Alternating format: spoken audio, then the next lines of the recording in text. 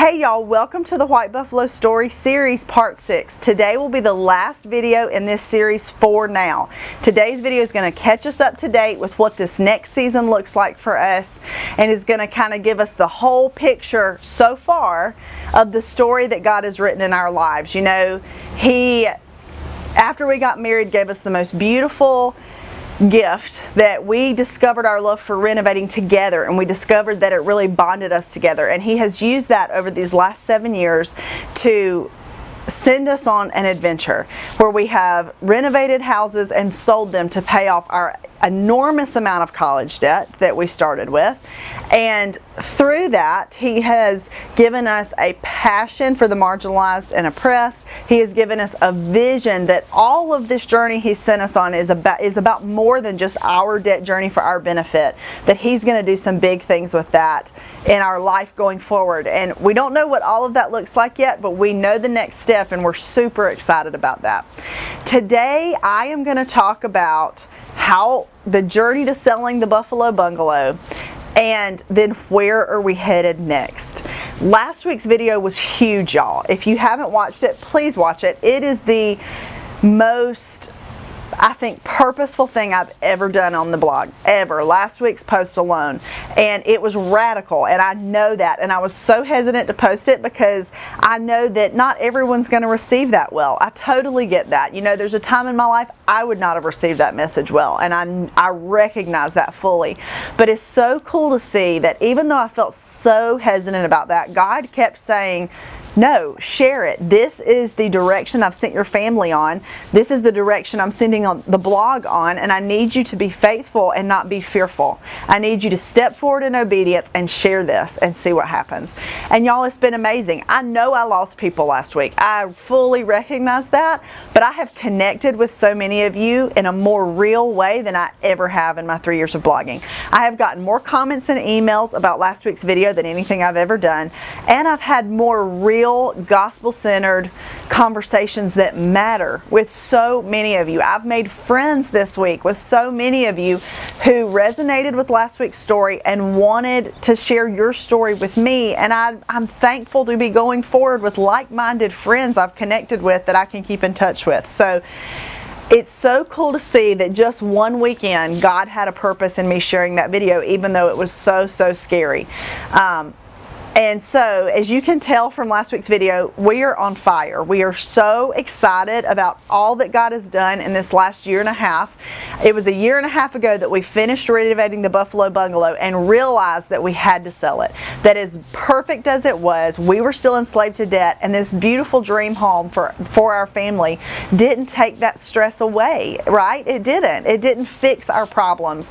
And we realized that having that freedom of that debt being paid off was better than any house for our family. And so we immediately knew we had to sell this. Well, as y'all remember from last week's video, that sent us on this journey where God used several things over this last year to really break down our consumerism, our selfishness, all of those things, where this journey was really about ourselves, and show us that it was about something so much bigger. And we're still seeing pieces of that unfold, of what that can look like, and we are thrilled about it, you guys. So right around the time that we realized, okay, we've got to sell this house, we immediately began looking for the next one, knowing we wouldn't buy it immediately, right? We were going to wait till closer to the sell date for sure, but just starting to figure out, okay, God, what is next? Like, we've got to sell this house, what comes next? And as we started having those big soul-shaping realizations that God kept sending our way, we kept thinking and processing, how does that affect this next step? And where are we supposed to go, God? And what are we supposed to do? And, you know, what is your plan for us? And we have considered everything, y'all. Over this last year and a half, I can't count how many houses we have thought was it, right? This is the next house, and all of them fell through. But as we started to really process what God was doing in our hearts and our lives, we realized that the next house needed to check 3 boxes for us. To some extent. The first box was budget, that it had to be incredibly budget friendly, the cheapest house we'd ever done probably, so that this was worth it, right? We needed to maximize the amount of debt that this move would pay off. The second box was investment potential. We weighed so many different options, you guys. We had friends suggest different things, and we even considered, okay, we love renovating so much, but is that selfish? Is the right plan for this next house to not renovate at all and just buy a house? And we considered that. We weighed all those options. And for us, that's just not the answer. We felt God so clearly saying that because of a few things. Number one, we would have to move so far out of town to really get that budget friendly of a house that it wouldn't be near anything that is in our life, and it also wouldn't fit the third box, which I'll get to in a minute, that community focus box that we had, the kind of neighborhood that we were looking for. But also we realized that by renovating a house, what you can sell that house for would be more money than we would save by not renovating it. Whether we sell the next one, or that's equity freed up to flip another one, or to invest in things, whatever it is, either way it's an investment, and that investment potential matters. So we realized that, okay, while that's not the plan for everybody, God has really given us this love and passion for renovating because we can make more money that way for our family as income, and also for the mission that He set us on. So we planned to renovate, and it needed to have investment potential as well as being budget friendly. And the third box was community building. As I've said about this neighborhood that we live in now, we've lived here 5 years. The Buffalo Bungalow was our second house here, and we have loved it here. The transitional aspect of the neighborhood, the vision that was born here for really building and investing in a community, be it, loving on your neighbors, getting to know your neighbors, but also bigger things like creating some kind of amenities and things for the community and things that bond the community to get together. We have all these big ideas, and we've been so busy renovating houses to pay off debt that we feel like we've barely scratched the surface of that here. And so that was a huge thing that we want this next house to check. We want it to still have that element because we feel like God gave us that vision, and we've just gotten started on that. So as we started to process those three things, we came to realize that our current beloved neighborhood may not be a fit for the next house, and that was devastating for us. And the main reason for that is that this neighborhood, as I keep talking about with each move, the values are continuing to go crazy here, and we just really didn't think we could get an unfixed up house here for anything close to budget friendly. While the investment potential here is great, while the community building potential here is amazing, and we already feel invested here and we already have a foundation here, we felt like we're going to overspend a ton to be here, and that's the main box that has to be checked. So we started looking at other neighborhoods. We looked at a ton of other transitional areas. We really felt like a transitional type neighborhood, it fits our family best. It fits the vision God's given us best. It just really feels like what we're called to, and it checks that third box pretty strongly, that we could actively be involved in rebuilding and bonding a neighborhood. So there are two neighborhoods in downtown that we looked at really strongly, and both of those seem to fit all three boxes to some extent. Both of those have houses that in this last year and a half, had all of the pieces lined up, we would have purchased, and all of them fell through. There was one house in particular in one of these neighborhoods, y'all, that I still dream about. It was this old farmhouse in downtown, the most beautiful, awesome house in one of our favorite neighborhoods that it just checked. We felt like all these boxes. Well, the more we saw it and realized what that renovation would look like, we realized it would have been this house all over again. It would have been spending way too much for the sake of a long-term house. Y'all, when I saw this house, I immediately dreamed about raising our kids there. I immediately dreamed about our kids bringing their families home there one day. I mean, I was thinking forever house, big time. And as I told y'all last week, the idea of a forever house does come with a bigger budget. While I think we learned a ton from this and wouldn't have to do everything we did here, something that your family can grow in forever does have, there's a longer list. There's just no way around that. There is. And So God really saved us from that one, y'all. We were planning to buy it this past fall. We were in love with it and we were going to buy it. And our finances were almost lined up to buy it. It had been listed sitting forever, and right at the end someone else bought it. And y'all, I was devastated. Like, that was our house. We were supposed to be there. And now, looking back, is when we've realized all that we would have overspent, that it would not have fit this vision of simple living and paying off debt. It wouldn't have fit any of that. And we were too blinded to realize that at the time. So we're so thankful, even though that's a cool house, that God saved us from that one. So this spring, or winter and spring, as we were getting closer and closer to listing and selling our house, we started to get really discouraged and concerned because we had no clue where we were supposed to be. We kept struggling with the idea that we had felt such a purpose in this neighborhood, and now we're going to cut and run and go somewhere else. And we did have reasons for that. We felt like we couldn't afford a house here, but we really struggled with that, and we weren't finding anything anywhere else.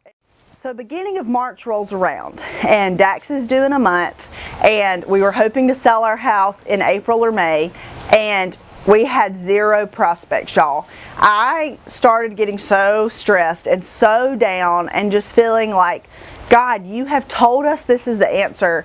You've given us all these visions for what this looks like going forward, and you're not providing the next step. And I just was so frustrated. And I can remember one night so clearly. It was a Tuesday night at the beginning of March, when Chris and I, we had so many conversations about this, as you can imagine, trying to figure it out. And we were talking, and y'all, I was in despair. I was like, this is just not going to work. God's not going to provide the next house. We're never going to find one. I laugh at myself now thinking, has he ever not provided for us? You know, now doing this, our story series, it's like, hello, Lindsay, how many times does he have to step in with the perfect thing at the perfect moment for you to trust in the future he's going to do that, even if it doesn't look like you think it should? But y'all, I wasn't listening, and I was so frustrated. And so we went to bed that night, and I just literally was, like I said, despair. I was up a lot that night, crying, praying, frustrated, just not trusting, and just in a bad place, okay? So we wake up the next morning, and our realtor friend who lives in this neighborhood that I have mentioned to you guys, she helped us find our first house here. She's been a big part of our story ever since. Texted Chris and I and said that she had a house in this neighborhood, which we had totally written off because of cost, that an investor friend of hers was willing to sell. It had not been fixed up yet, and did we want to see it? And we were like, are you kidding me? Like, I didn't sleep last night because I was in the most despair I've been in yet over this not providing one. And the next morning, before 8 a.m., we get a text about a house available in this area. So that sent us on a whirlwind. That afternoon, we saw the house. We started immediately making plans and processing, could we do this one, right? This house, the asking price was more than we've spent, significantly more than we've spent on either house in this neighborhood, but we expected that, right? The neighborhood has changed and the values are higher. But after seeing the house, what amazed us is that it was in better condition and had more character than any house we've ever bought here. It was tiny. It was a 2-1, 1,100 square feet, so we immediately started making addition plans and just running numbers to see if it could work. And me, of course, I was immediately like, God, you have provided. This is the house. I'm sorry for ever doubting you. You know, that whole deal. And Chris was a little more hesitant, and I could not figure that out. I kept saying, sweetie, why are you being so hesitant, right? This checks all our boxes. And he just kept saying, well, with our plan, even if our plans are more conservative than what they were on the Buffalo Bungalow, we're still going to spend more on this than I had wanted to debt-wise. Like, are we still going to make major progress? Yes, but is it going to pay off the debt? No. And that was a tough pill for him to swallow. I didn't like that, but I just wanted a house. I was like, oh, it'll be fine. We'll have so much less than we do now. And Chris just kept wrestling with that, you know. And so this investor who was willing to sell that house, he was planning to fix it up himself, but he's friends with our realtor, Heather, and when she approached him about it, because she knew about our plans, she approached him about it, he said, I'm willing to sell it to him for this price, but I need to know in a day or two because I'm ready to start. I can't hold it and incur that cost of holding it. I need to either sell it and unload it, or I need to start flipping it. So we didn't have a lot of time to make our decision, but we just kept processing and kept processing. And the minute that we knew there was a house available in the neighborhood, several other things happened with neighbors and different things that confirmed 100% we were still supposed to be here, which is so funny because it's so funny we even ever doubted that. Our reason for doubting that was, well, we can't afford this neighborhood. But yet we have always felt such purpose that we're supposed to be here. And we just weren't trusting that God could provide the right option, that He was sovereign over the values and all of that, and that He could provide the right option if He still wanted us to be here. We were not trusting that. And so we just started wrestling. Is this house it? We had such short time to make the decision. And our plan was to add on to the back, add a master suite, and a few other little things to the back. Still very conservative compared to the Buffalo Bungalow, but it would have ended up around 1,500 or 1,600 square feet, probably about 16. And we would have had the cost of that addition, which, would have been an extra probably $40,000 over renovating the existing house and the purchase price. So Chris just kept struggling and wrestling with it. We saw it on that Wednesday afternoon in early March. By Thursday night, I had a supper club, so I was gone. And when I came home, Chris was sitting on the couch, and he asked me to sit down. And y'all, I had immediate flashbacks to selling that very first frat house when he told me he had an idea and I needed to sit down, and he told me the idea that changed everything. Well, this is another of those moments. He told me to sit down, and I looked at him, and he was like, I have a crazy idea. And I was like, I'm not up for crazy ideas right now, right? I have a baby due in a month, and I've had enough crazy. I'm already willing to let us sell this house. Like, come on now. And he's like, what? You left me alone for a few hours. Of course I have another crazy idea. Y'all, and that's so true. This man, I love him so much because it cracks me up, all of his radical ideas and brainstorming that he comes up with. So he starts saying, he just looks at me and he said, Lindsay, what do you think it would look like if we did not add on to that house and renovated the existing house and just lived in it as it is for a season? And y'all, I burst into tears. I'm hormonal and emotional, or I was at the time, 8 months pregnant. And I just looked at him and said, you've got to be kidding me. I am all for living more simply. I am all for selling this house and paying off debt. I'm all for all these things. But I am not going to live in a 1,100 square foot 2-1 right when we're adding a fourth member to our family, right? Our family's growing and we're going to live in the smallest house we've ever lived in by a significant margin. I was like, no, I'm not doing it. And he was so kind and patient and loving, but he just started talking to me about what that could look like and what our debt would look like if we did that, if we didn't add on, how it would be paid off or very close with how the existing house was. And y'all, it was so in line with all God had been teaching us about, I want you to live more simply. I want you to put people over things, and I want you to get rid of this idea of the American dream and make radical decisions. And y'all, literally, I felt a switch flip in me about 5 minutes after he started talking, and I was like, okay, that's what we'll do. Like, that's the right answer. I don't know exactly how we're gonna make it work, but I think that's what God's saying to do. And y'all, that is the Holy Spirit working, because I literally did a 180 in a matter of 5 minutes, and I still am surprised that I came on board that quickly. And so we moved forward, and that was our plan. We stayed up till midnight talking about it, which, if you know my husband, you know that he starts falling asleep at about 8:45 because he gets up at 5. And so that was huge that he stayed up so late. That shows a lot about how on fire we were about this. And we went to bed. That was our decision. That's what we're going to do, but we wanted to sleep on it. We didn't, we wanted to make sure. So, y'all, I did not sleep a wink that night. I laid awake processing how we could make it work, going from an almost 2,000 square foot house to an 1,100 square foot house and adding a baby. It sounds impossible. It did to me, at least. But I laid there, and all night I figured out how we could make it work. I figured out down to like closet space, what would go where, everything having a place. I figured it all out. And as I laid awake, his alarm went off and he started getting up. it just hit me, yes, Lord, like this is what you have for us for a season. And what a beautiful picture. This is what you have been shaping us to be ready for, is this kind of radical decision. And so I got up with Chris, and I just, y'all, it was like an avalanche. I just like flung all of my ideas onto him of how this could work. And he just laughed, and he was like, it's like you're selling me on it now. And I said, I am. Like, we can do this. I believe in us. We can do this, you know. And we were excited about it. We were on fire about that idea, just like we had been about all the other pieces of the puzzle so far. So we decided that was it. We were doing it. That was Friday. We told them we were putting in an offer. And we signed the offer officially Saturday morning, and we were under contract on what is now known as the Buffalo Stone Cottage. It is the cutest little stone cottage in our neighborhood, and we are thrilled about it. So we signed the papers, told our realtor of our plan, and she's a believer and makes radical decisions and loves all of that. But when we told her that we were going to sell our 2,000 square foot house, move into an 1,100 square foot house, not add on, with 2 babies and a Great Dane, she is like, what?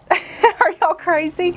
And we shared with her why and what that would do debt wise and why we're going to do that. And it's only for a season. We recognize that our family, not that we couldn't survive there long term, but that's probably not going to be the long term plan, whether we add on to the back in a year or so, or whether we eventually move on somewhere else. We recognize it's for a season, for our family to be as free as possible for a season, so that we can launch into some other things. But we were excited, y'all. We immediately started making plans. So we got that under contract that Saturday morning. That afternoon, we got a text from a very good friend of ours in community group. Our church community group meets at our house every Monday night, and this is one of Chris's really good friends. Texted us and said, hey, I know y'all shared in community group that you're probably going to be selling the house. Is that still the plan? And Chris said, well, yeah, it is. We're going to list it. We actually got one under contract this morning. We're going to probably list it in a few weeks. And he said, I'm interested in buying it.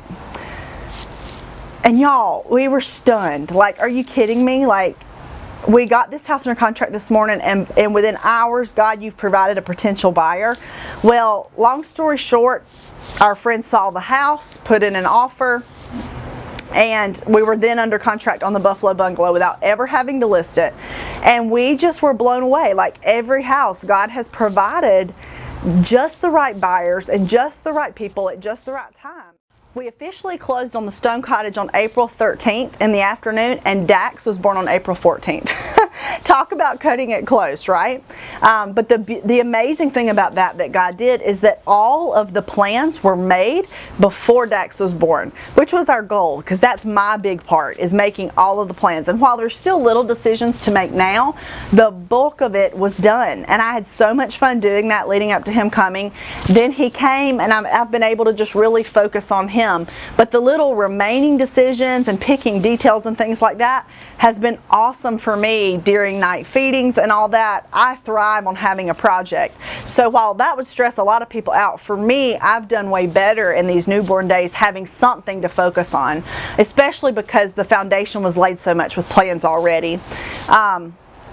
We closed officially on the Buffalo Bungalow on May 18th, so last week, and are renting back until the end of June. And so again, God has just set up the most perfect, beautiful, seamless transition. So we are furiously renovating the Stone Cottage to get it ready to move into in 5 weeks, which is crazy. It is the smallest renovation we've done. Obviously, it's 1,100 square feet, and we're not adding on, but there's still a ton to do. And I have so many posts and pictures and things ready to share with you guys on the design and all the befores and afters and all of that I'm going to share with you guys in the coming months. We felt like this house is such a special thing for us. With all that we had processed the last year and a half about living simply, downsizing, living with more purpose and intention, what would it look like to live more debt-free? This house feels perfect for that, and we see now that God was preparing us that whole time to make this decision, to do something we never thought we would do, live in the smallest house by far we've ever lived in, right when we had a second baby. But we figured out how how all of that's going to work, and we are excited. We know that it's not going to be perfect and it's not going to be easy. Like, there's going to be hard parts about living in a smaller house for a season. But we are excited because we think that the good that will come from that and the lessons that God is teaching us about what we need versus what we want and how we can downsize for ourselves and provide for others, all of that, just the idea of it is life-giving. So seeing that actually start to happen is going to be amazing, and we are so excited, y'all. We are thrilled. It just feels like a very special place for our family, and I cannot wait to share with you on Monday all about this house. I'll do floor plans, I'll show you before photos. I even did a before video tour where I'll walk you through the entire house so y'all can see every single detail of the house where we started. Then I'll start sharing plans and renovation progress and all that good stuff. There's so much good to come. But most of all, we're doing this renovation differently. While we're not adding on, we are excited to save wherever we possibly can, to reuse as much from this house as we can when it comes to design. And I'm designing with a ton more function and meaning in mind. When you have a smaller house, it calls for that, right? My goal is that nothing goes on the walls if it doesn't have a meaning. We have so few walls in this house. And nothing goes in the house that doesn't have a needed function. I'm reusing as much as I can from here, and the new stuff that we will be bringing in is because we literally don't have anything that can fit that size or whatever. So we're just trying to have more thought and intention behind how we make this house a home for our family, and we're excited. I can't wait to share this whole process with you guys. Choosing to do this for the next season for our family is exciting because it's going to free us up to do a lot of other things. And while, like I said last week, while all of God has shown us is it's as small as having more time and mental energy freed up because you have less financial stress to love on your neighbor, to have neighbors over for dinner. But there's also big things that frees us up to do that we're starting to pray about and we're starting to pursue. And we can't wait to see what that looks like and to share that with you over the next year or two as some of that really starts to unfold. But I hope y'all are excited to kind of follow with us in this season to see how we are going to downsize about half of the stuff that we have, give every single item a purpose and place and function, or it doesn't go in the new house, and just live differently and live less focused on stuff and with less accumulated and more focused on people and purpose and living a life that matters, a simpler life where there's more time and energy for the things that truly matter. I can't wait to share all about this house with you next week. As I close up this series for now, I am blown away by how God has written our story. I know that I keep saying that, but as I've gone back and prepared for each of these videos, as I've done them and then watched them after they published, I am just blown away. Like, literally our mind has been blown. There's things we didn't even realize God had his hand in that now, telling it back to you guys, we see so many ways, and other than the big things that we already saw, how he provided for us and how he came through for us, and it's been a beautiful thing.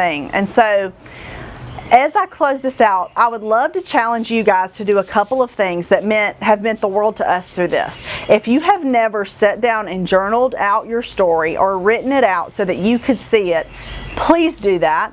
I can't tell you how bonding and affirming it's been for us to do this, to have to really think through our story because I was going to share it with y'all, and to see God's hand in every piece. And now we have this when we are doubting or in despair or whatever in the future, to go back and watch and remember how he has provided for us, and he's not going to forsake us in the future. I think that's a powerful thing, to get it down on paper, do a video, whatever you want to do, to see how God has worked in your life in the past. And so much of doing this story has made us see new things about where he's launching us for the future. So I challenge you guys to do that if you haven't already. And also, I challenge you to think about, what does it look like for you to live more simply? And I want to say this up front, that for us, we don't think it's holy to go live in an 1,100 square foot house, right? That is our answer for the next step because of many reasons. But I don't think it's evil to live in a bigger house. I don't think any of those things are a problem. It's all about your individual resources and how you're stewarding them. I know plenty of people who live in a giant house and use it for the kingdom more than I've ever used anything for the kingdom. And so I challenge you to think about what that looks like for you. And I want to be clear that for you, it may look like what we're doing, and it may look nothing like what we're doing. But God's doing something in your life too. And going on this more simple, others-focused vision has been life-giving for us. Choosing to make radical decisions to pay off our debt has blown our mind by now what God's going to be able to do with that, and I want that for everyone else. I want everyone to experience the kind of freedom that we've now had a taste of, because it empowers you and it frees up your family to live the life God intended for you to live. So if you've never thought about what that looks like for you, if you're drowning in debt, if you're questioning what your purpose is, I just challenge you to start praying about it and start asking God to show you how He might be calling you to move, because it's changed us, and I want that for everyone else. So I'm so thankful that you guys have followed along in this. Like I said, videos will not end. I'll be doing other videos for other things now that I've kind of dove into that. I love doing it, and you guys have loved it. And I'll be sharing more pieces of our story as it develops over the next few years. That I know already there will be big developments. I just am not exactly sure what they'll look like yet. But I can't wait to see how that unfolds and to share it with y'all. Thank y'all for watching. It has been an honor and a blessing to get to tell this story to you guys. And now my prayer for all of you is that God, I know He's already moving in your lives, but that you'll be open to how He's moving, and that you will take action and take steps on faith to move toward a life of freedom that He's calling you to, whatever that looks like for you. So, check back Monday to see all the details of our 1,100 square foot Buffalo Stone cottage that we'll be moving into this summer.